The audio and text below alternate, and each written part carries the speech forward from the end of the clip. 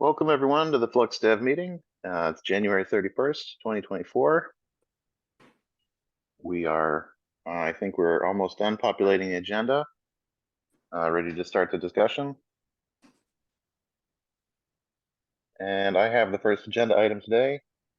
It is about the main website.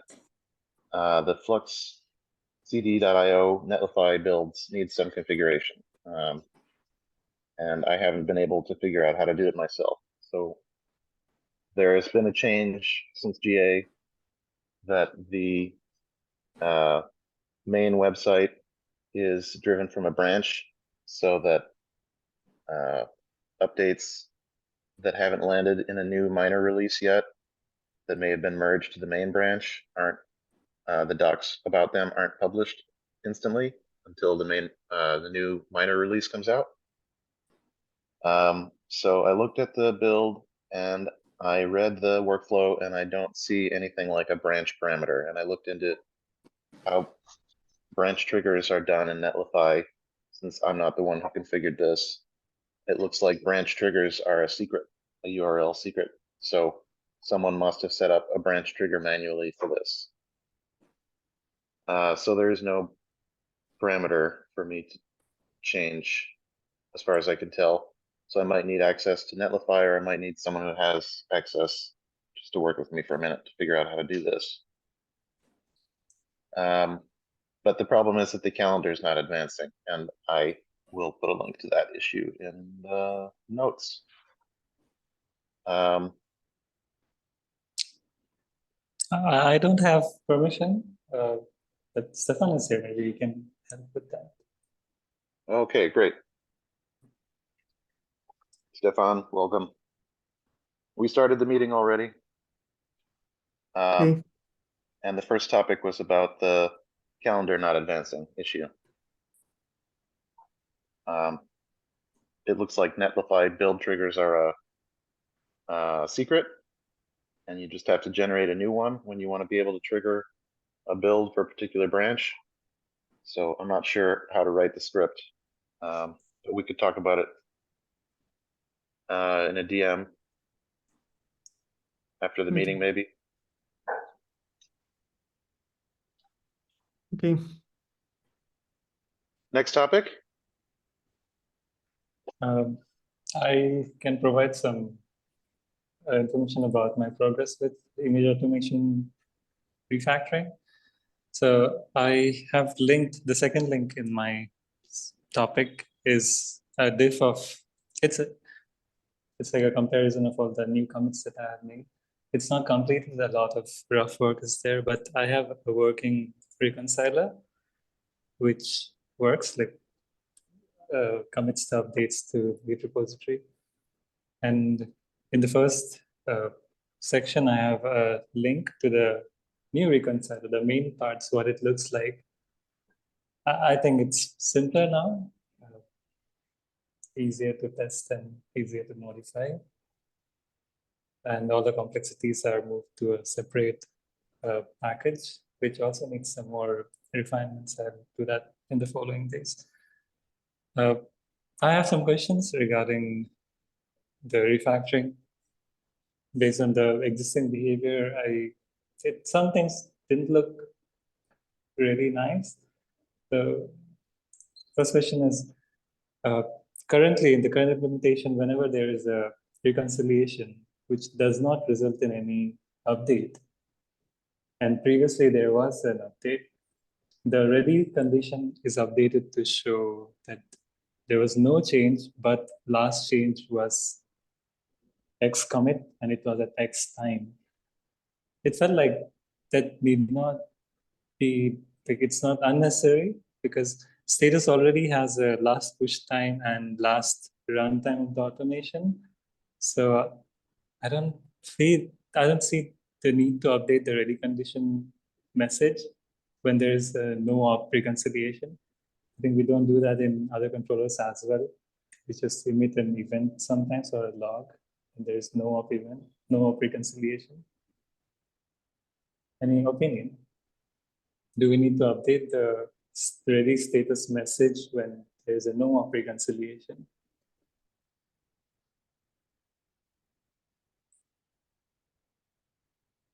Yeah, I think that was for visibility to tell users that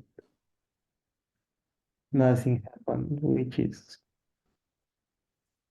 yeah, I'm okay removing it. I think in source controller and other controls, we just emit an event, right? To show that what happened if it was no off. Can do the same, right? Yeah, Okay. That yeah, just makes log, the not only an event. A log, people don't look at events, logs. We need to log emit. plus event, both of them, right? Okay, I will do that. It will just simplify the messaging because messaging has a timestamp and timestamps format was different from what's in the last push time field. And it just felt unnecessary to add timestamp there. Okay.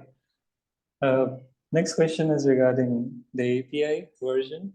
So right now I didn't introduce a new API version. I'm just using the current V1 beta 1 and seems to be fine. I did not find the need to introduce V1 beta 2. So should we just continue with V1 beta 1 or for consistency with image reflector, make a V1 beta 2 as a, and if we do, we can remove some of the old methods we had. Like there was a method for constructing readiness value or something. Now we don't need any of those extra functions. Yeah, let's ban the version. Okay. And there is a possibility that in the coming weeks we will do more refinements and we'll add some new things, some new fields, and we may have a breaking change, or at least need for a new version. Okay, I can add a new API version. Okay, that's it. You can have a look at the work in progress changes if you want to from the links. Yeah, what I think we should do is open up the selectors Selectors for for policies. image policy. Yeah, so there are two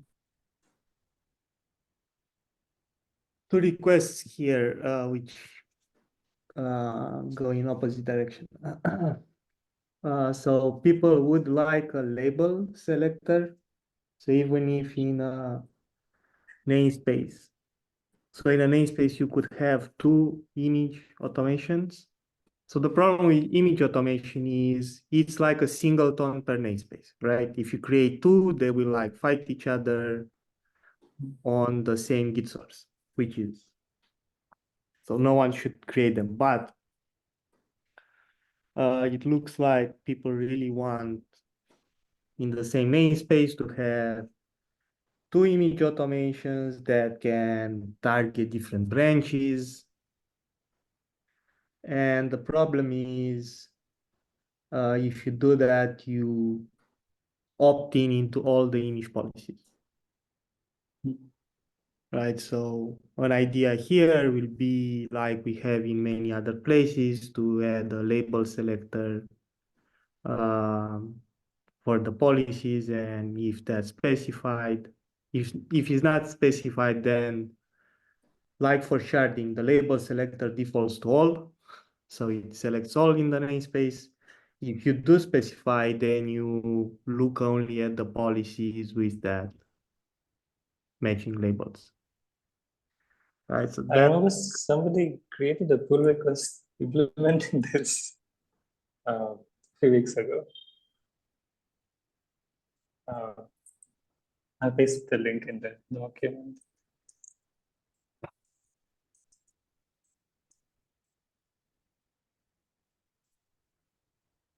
So maybe you can just take the same approach. Or we can ask them to rebase on the refactor code once that's ready.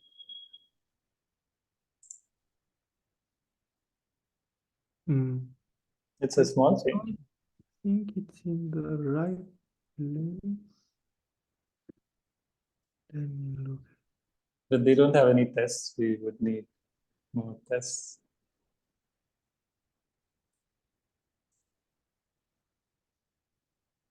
I don't know, testing the Kubernetes label selector.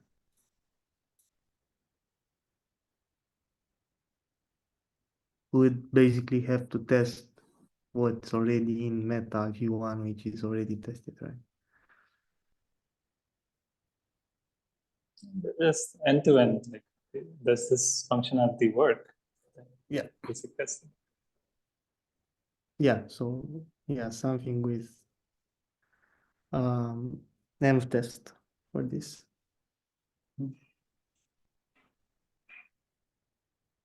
But yeah, it's a very 5 lines of code change. It's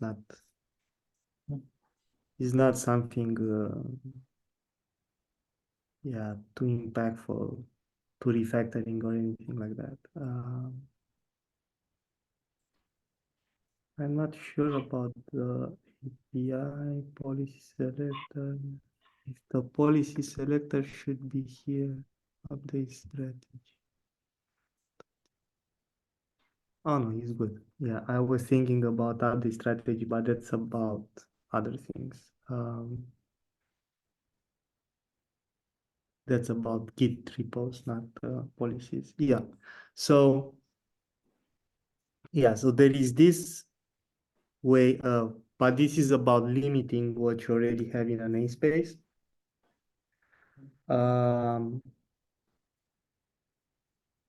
Yeah, and the what other people want is go to different namespaces than where the image policy is, image update is, and use those policies.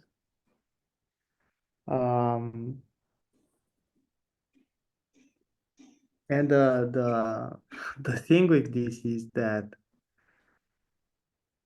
unlike the source, which we allow cross namespace reference, we block it, that's already implemented in image automation. Oh, So probably you here mean automation is in namespace A and they want to use policies from namespace B?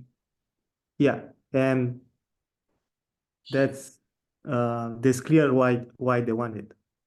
I mean, how we thought about the API is really bad from a UX perspective. Think about it. When you deploy an app, as part of the app definition is your image repo, because it needs the secret. Is the same secret as the image pool secret, so you don't want to have the image repo in a different namespace than the app. Then, as part of your app definition, let's say a Helm chart or whatever, you also want to set up your policy because it's your app and you decide how you want to update it, right? And what we allow today is you can have the image repo in your app definition, but the image policy have to stay in the Flux system namespace where the Git repo is and the secret, the push secret and everything. And then the image policy can have a cross namespace selector to the image repository. But the problem with this approach is that cluster admins, they don't decide. It's not their responsibility to define image policies.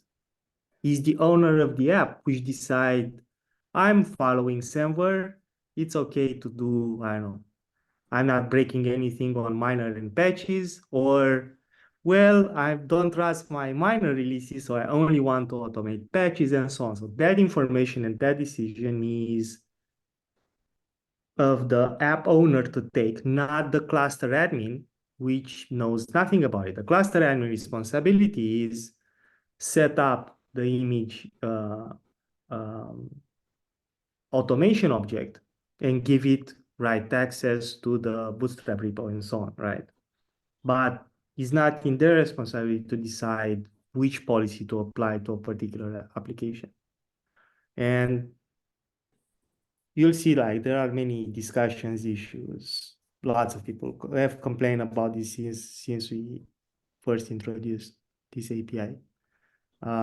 People want one image automation for the whole cluster, right? Because if you do Flux Bootstrap and you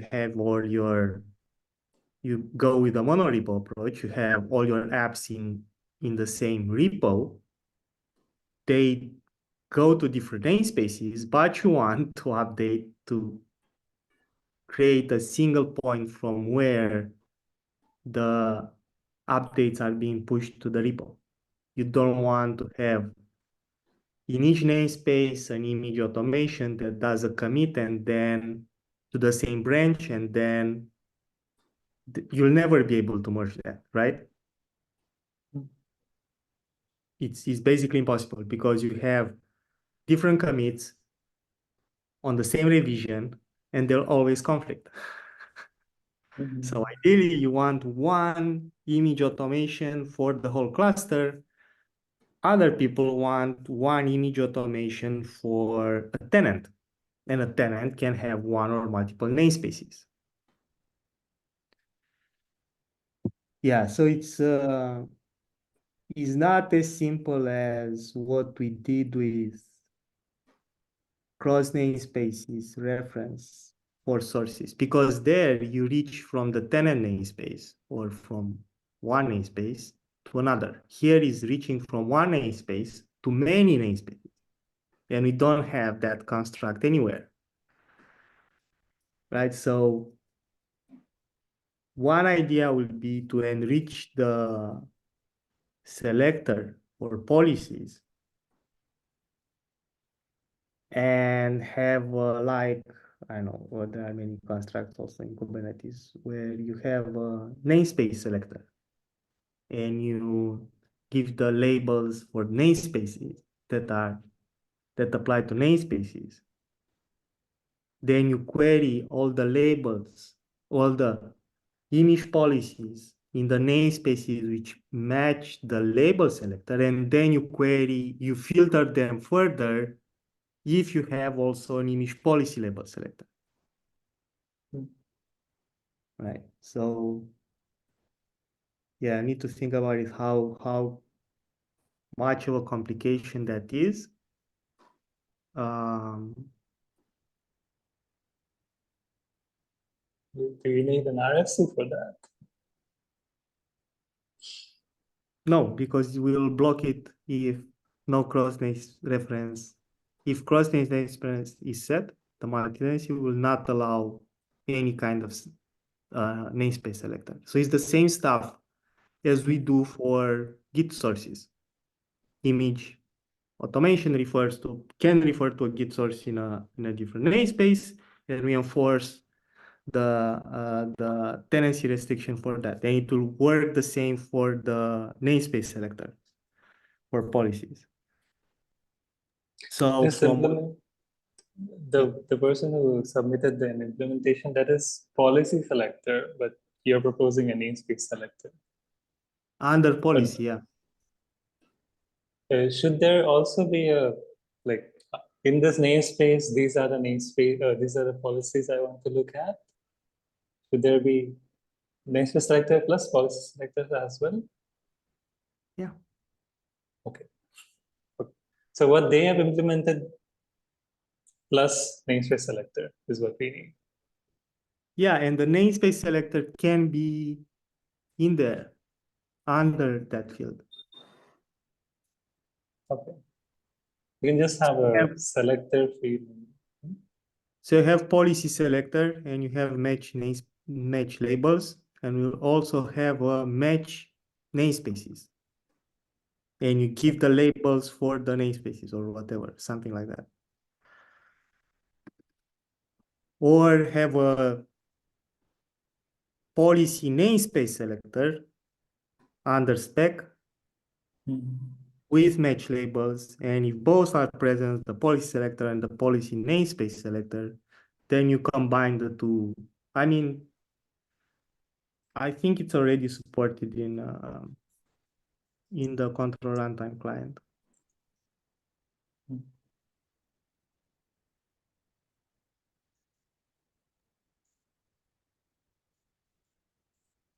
So just to clarify my understanding of the limitations right now, since I don't think we said this outright, at current state, all of the image update resources need to live cohabitated in the same namespace, or it won't work. That's right. I think? No. No. As I said, the image repository can be in a different namespace. Only the image repository can be in a different namespace, but the image automation and the image policy have to live together in the same namespace, or they won't work today.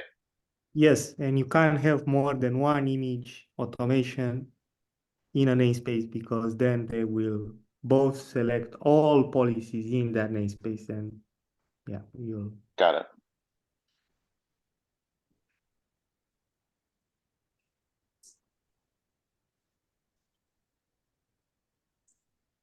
Cool. This sounds like a neat enhancement.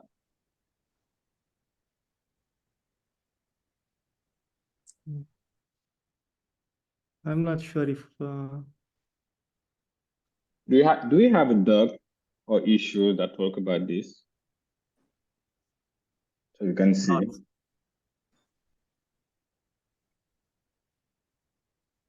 You mean about the limitation or the enhancement? No, well, both of them. The limitations and what are the ideas. The, So the, we can. the pull request has links to some previous discussions. Mhm. The pull request in the document, 619 image automation repository, that has links to previous discussions. yes, and there is 601 cluster-wide image automation that talks about, hey, I need one for all the namespaces. And yeah. Well, I can start a document with what you just said about the limitation and put there the links to the discussion and maybe compact those. We can have a starting point. Yeah. Also, I don't know. As I said, since the very start of Flux version 2, like if you look at, I think it was one of the first issues ever opened, January 2021, image automation in different namespace, then image policy. Yeah. But yeah, I don't know. This one with different namespaces is quite complicated. Not because of the selector, but because of how the API is wrote.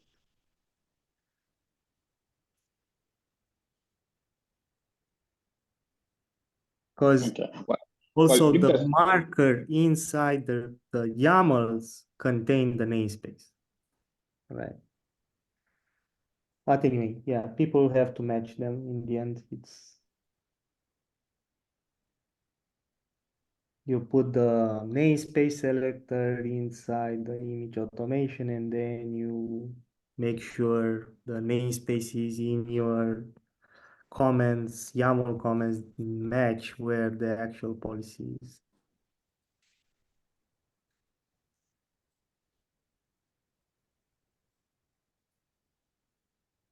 well, if that's okay, I will try to compile all those in a document.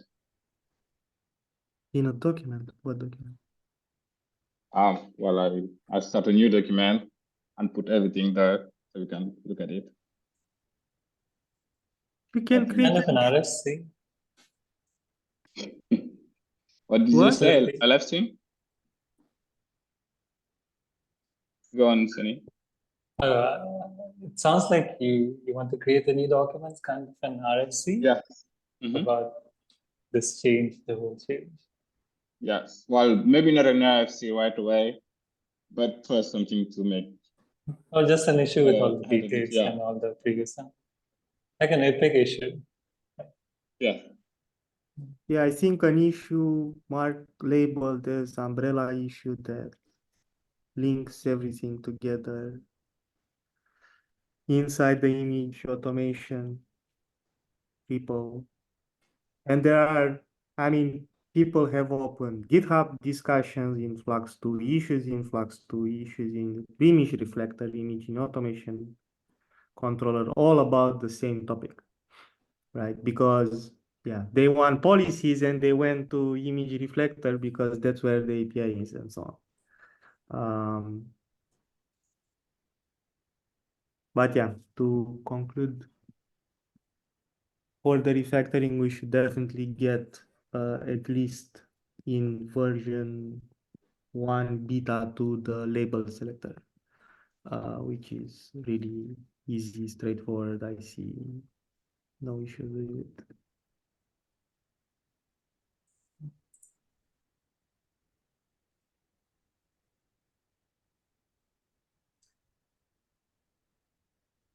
Next topic.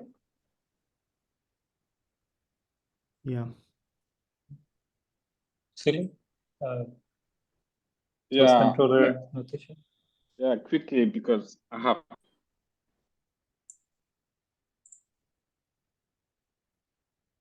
You're muted. You lost your microphone after a half.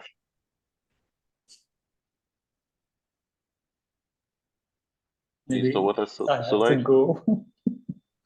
Maybe he wanted to say I have to go or something. Or disconnected.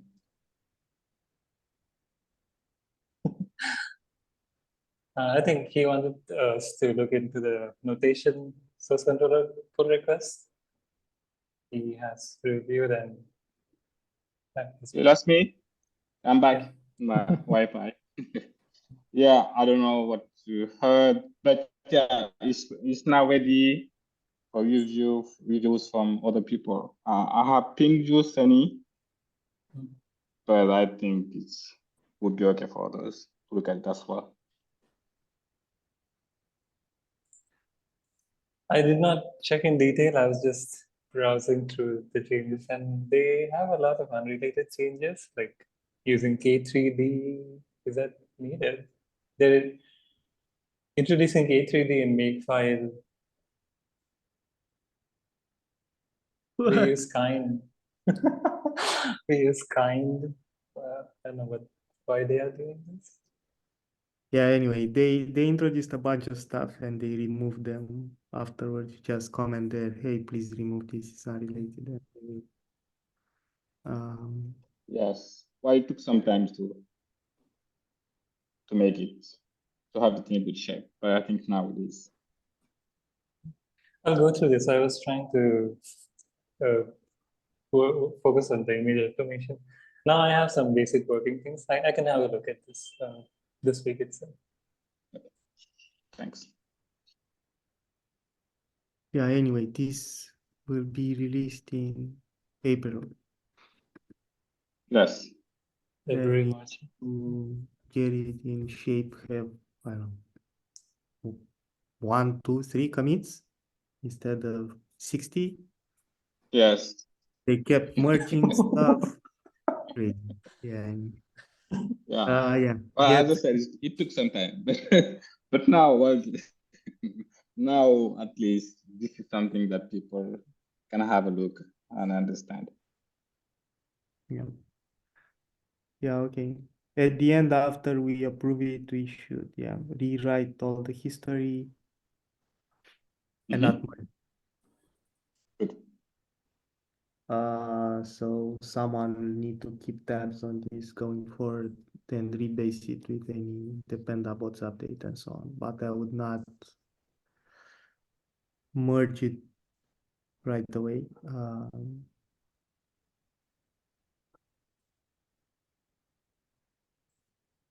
Oh no, we have release branch, right? Source controller is V1. Yeah, never mind. We can merge it. I was thinking about help controller. Yeah, we can merge it.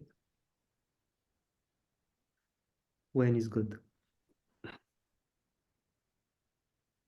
I also think we have to take on the end-to-end test in Flux CD and not rely on that test repo that Jason created, fork it or something like that.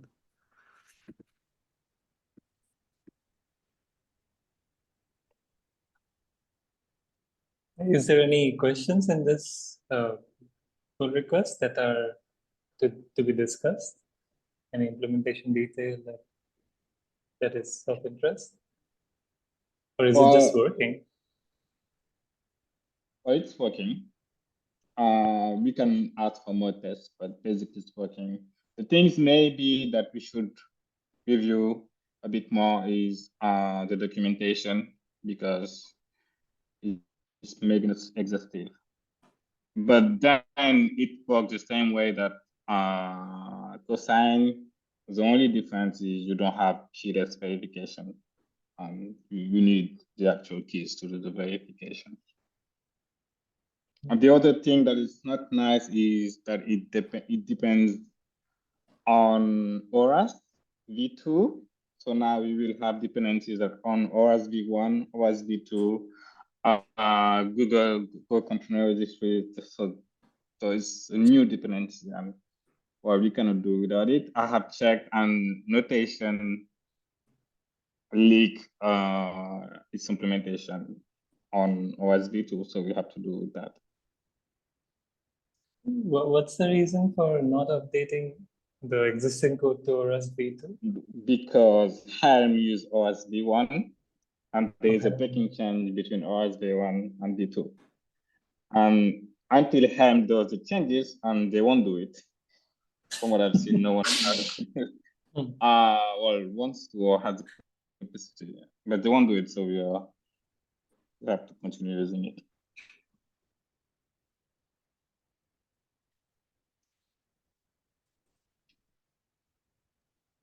That's really awful.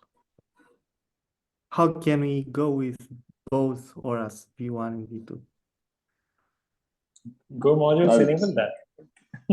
yes, it's completely different. Well, we have two modules. We have v1 and v2, so we can go with both. Yeah, but don't they have shared dependencies which overlap? No, at all. Okay. They rewrote everything.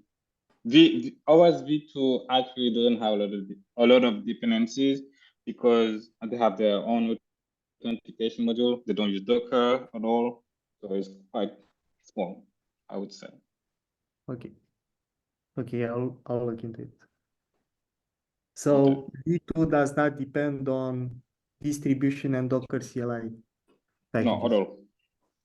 Okay, that's great. They use the Docker config, so you can have the same authentication process, but they don't depend on it on Docker code base or distribution. Well,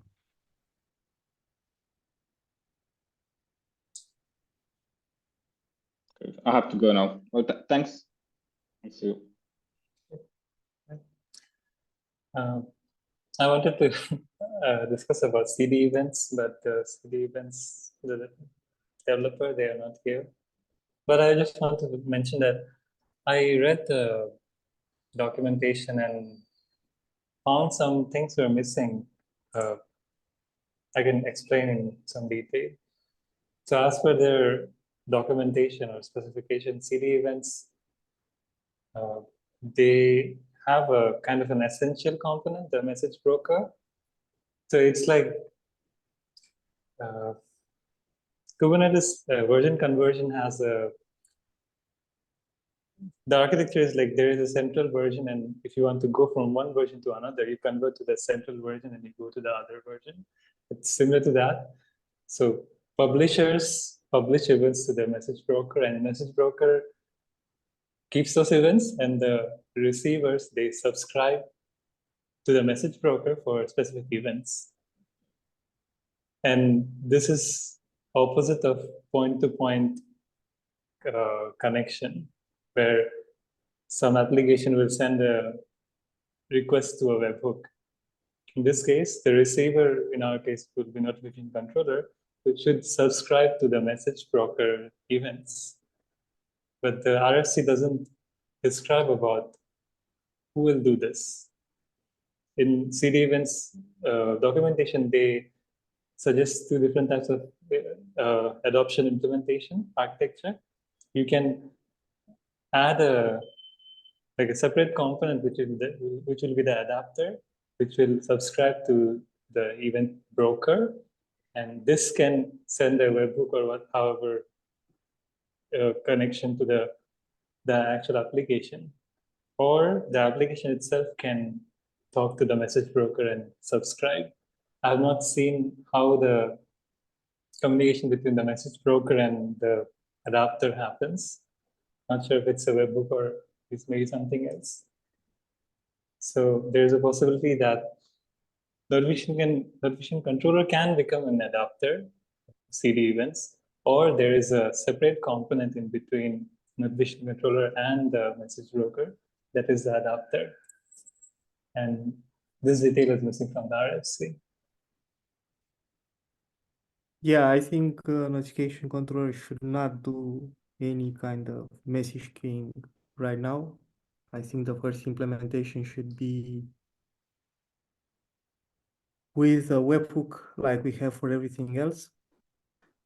We expose HTTP endpoint and it's, I don't know, Tecton or something that listens for the queue and sends us the events and so on. So we don't have gRPC notification controller, persistent connection, and message queuing. What happens if you scale out notification controller? You need to partition that. I really don't want to get into any of these topics. Notification controller can be horizontally scaled right now because it has no such dependency on a message queue. And to load balance, the service will load balance all the webhook requests. And I want to keep this type of scaling for notification control because we don't have sharding in there, and we told people it can scale horizontally by its own. If we link it to a message broker, then we need sharding, and we also need to shard the message queue key. Yeah, anyway, so what I think you should do is comment on that RFC and ask the person to be very explicit that we are not going to be a consumer of the queue, where we'll just receive events from a consumer or directly what Tecton is doing with other integrations. A Tecton task will issue to the Flux endpoint directly a CD event and tell it, hey, go and fetch the repo because I have changed something in there. But I definitely think in the RFC should be this use case described. The Right. use case section is empty. I think we can add these details there. So that's where they need to add, yes, we have some task modifies the repo. I don't know, changes some YAML, add something there, a hand release definition or whatever. How you tell Flux, hey, go and reconcile now and not wait through a CD event. Right.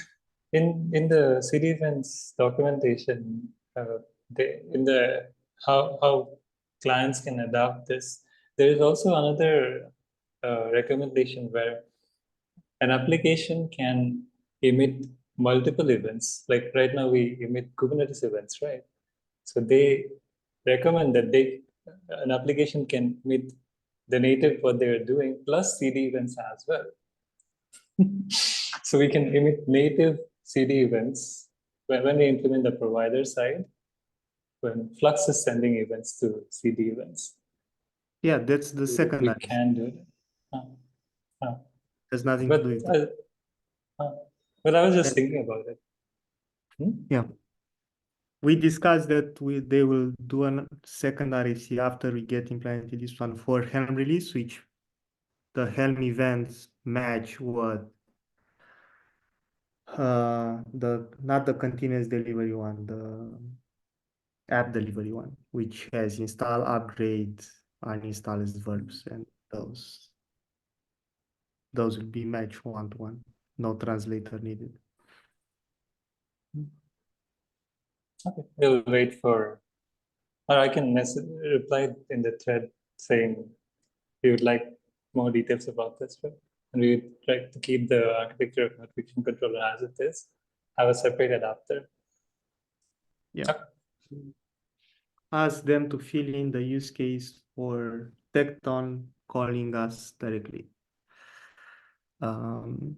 because there is a tecton task that emits CD events, and they can post it to our, yeah, I mean, they don't have to write the actual task or anything, just describe the process, right?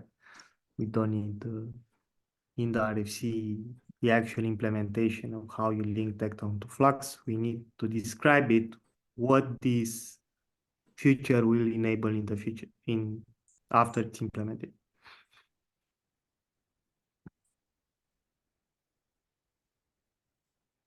We have 5 more minutes, and I want to discuss about the release. There is nothing else, right? That's the last thing. Okay. So tomorrow we should be good with the new patch release.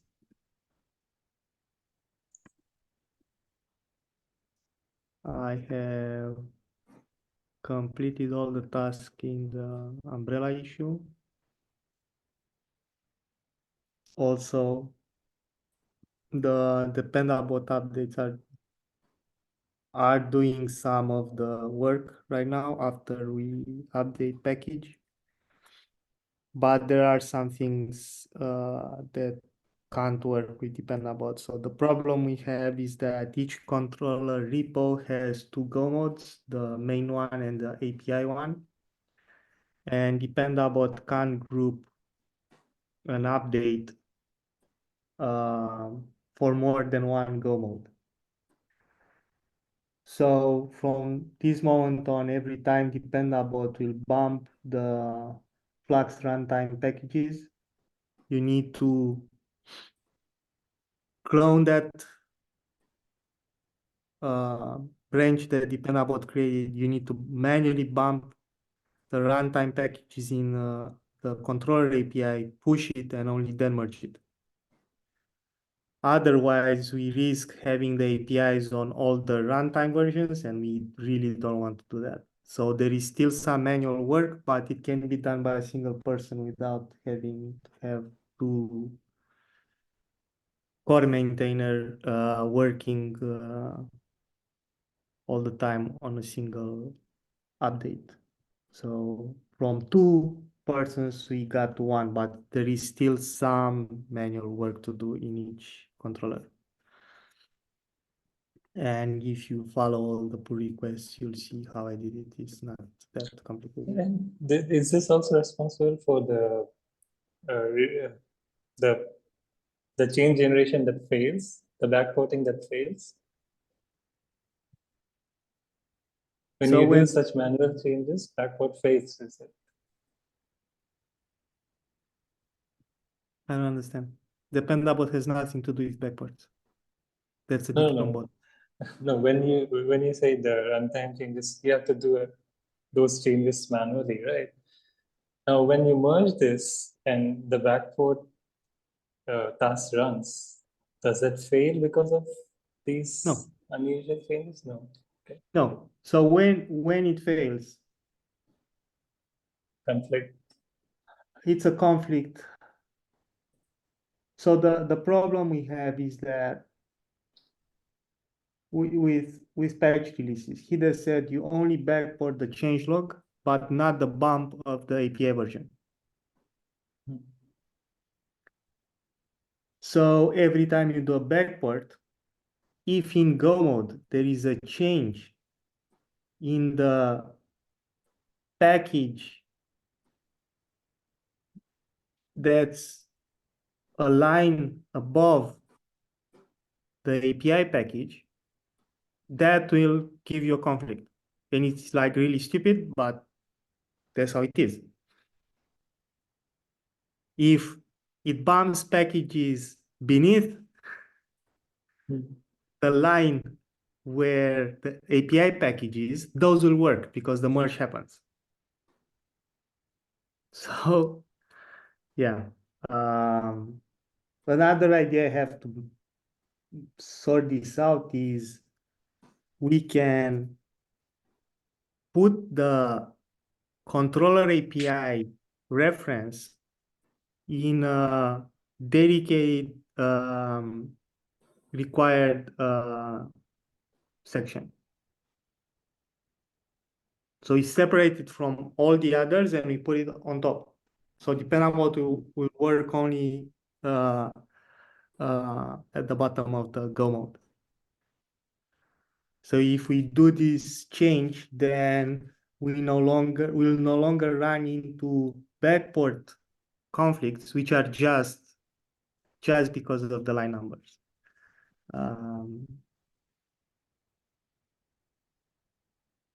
Yeah, other dependables conflicts are around backward changes due to dependables bumps are around workflows. And yeah, it's, I don't know, it's a line ending somewhere. So our line ending was missing. It was added and that breaks the whole thing and it can't be merged anymore. So notification controller is in this state. All the workflows have failed. All the backports are unsynced. So we need to go in there and manually sync all the workflows for notification controller. Can you do that, Simon? Which one exactly is it? Pull request All the number? workflows. He did try to backport 3 of them, but that was in December, and by now the divergence is very, very large. So we either do we need to close that pull request that he made, notification controller, to backport the workflows. We need to merge everything that's left from dependable, then do a single pull request with resyncing everything in the workflow directory. I did it for Flux too. I just copied everything over, open a pull request, merge it, and now from now on it will work until some other line ending or whatever happens and it breaks again. It's the pull request notification controller pull request number 697. Is that the one? 697.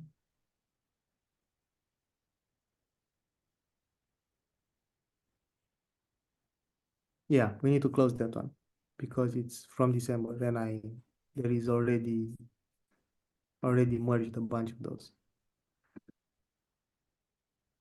And there is still one open for main that I have to merge. 7261. Is it? Yeah. I'm a bit confused. Wait, what is failing? I don't see anything failing. What's failing?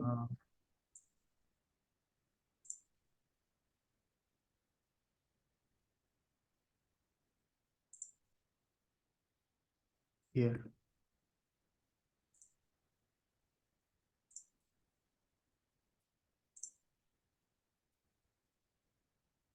And yeah, a bunch of those. But there is no point in cherry picking and porting bits of YAML. It's too much work for nothing. You have to just pick one, copy paste all the others, write the history on top, and merge it. Like I did yesterday for Flux 2. It's not.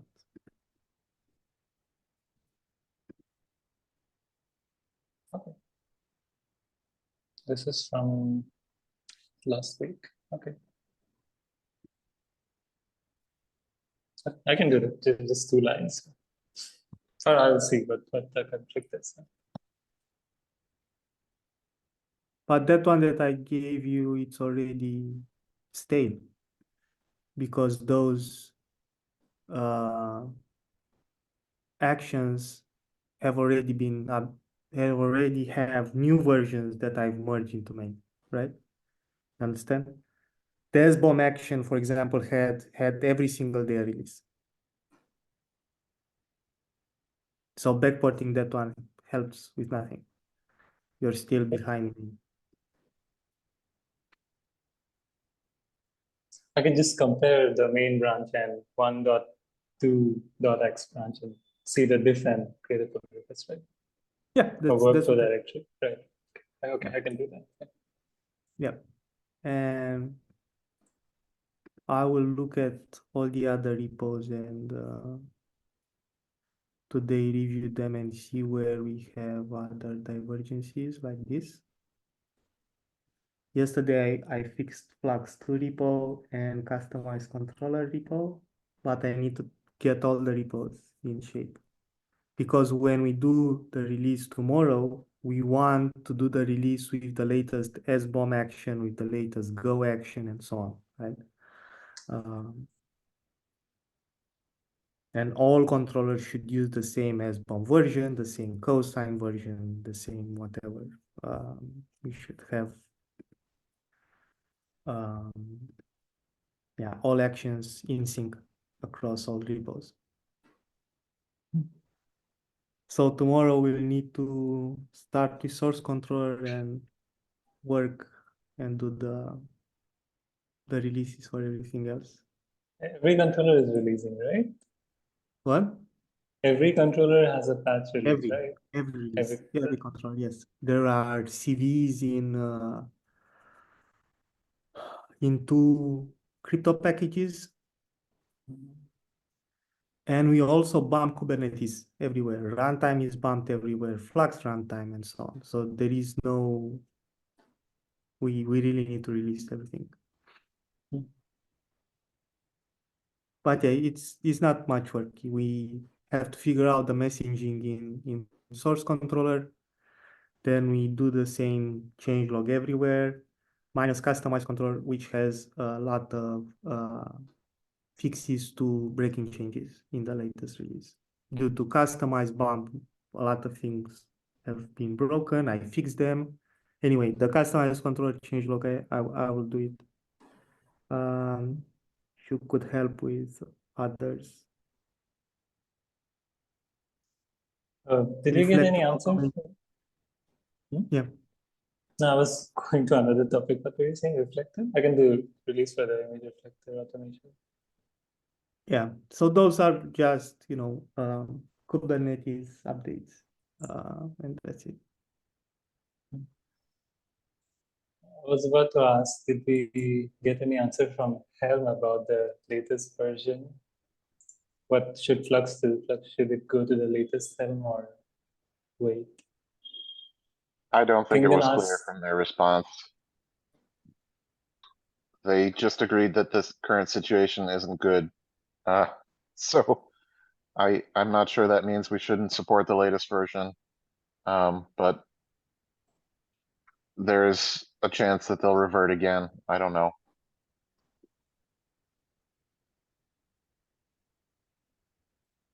No, we can't.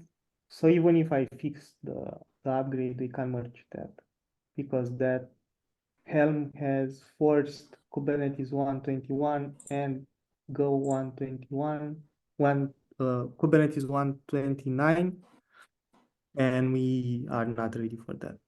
There are breaking changes in client Go. the bugs that they have introduced, can they fix those bugs in a patch release of the version we support? They didn't do. They can, but they didn't do. Why fix a bug in a patch release, right? They did a minor and got everything in there, so we are now completely blocked. Anyway, what I am planning to do is in the release changelog of our patch release, we have to say something about what the whole mess in Helm and tell people we have for them a Helm controller preview image. If they want to go with the latest version of Helm, we have an official image for that, but it's not in the release, it's a preview image, and people can use a patch and replace that. So we give people options. They are not locked into the old version that we currently ship. They can opt in for the new version, and that's it. We are not going to do Kubernetes 129 in a patch release of ours is too impactful. And I'm not really sure how it affects everything else. Cosign, customize, all the things, right? Depend on the Kubernetes API, and Kubernetes has a new breaking change in 129. They changed the functions signature, and function signature are terrible as changes, right? Because you can't compile with cross dependency. So we need to wait again for everybody, all our dependencies to move to 129, and then we can upgrade. Helm did it. We need to see if Cosign has such a release. I don't know, ORAS, all the things.